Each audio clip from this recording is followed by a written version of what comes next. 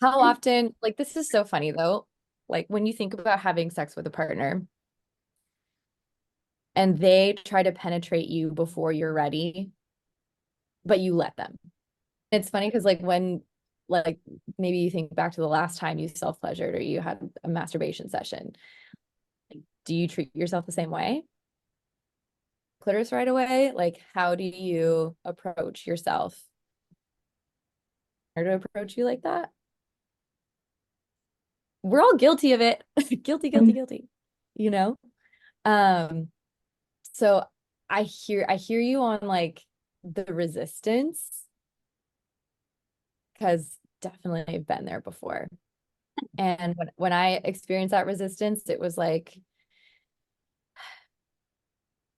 I told my coach about that at the time, and she was like, okay, I want you to write into your schedule, because I was very much like a, paper calendar gal. Write into your schedule for pleasure practices.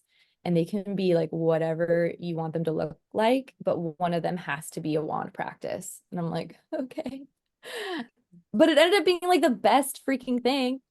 But then I could find pleasure in everything that I was doing. And it was like, why did I feel so resistant to that? You Mhm. know?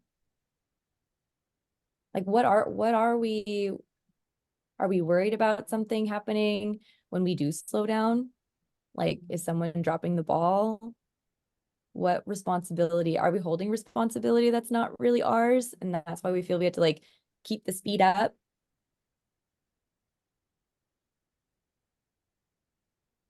Women are like uh the shock absorbers of our society. Have you guys heard that before? The emotional labor that we get put under, and like the way that we have been conditioned, like it's a societal conditioning, it's a maybe a familial conditioning, maybe it's like a relationship or workplace conditioning to like do. um and maybe for some, like, doing is like their thing. Like, I honestly think that depending on the human design chart that you have, like, doing could be very well be your thing, but also checking in with like, when is enough enough and when do you need to stop?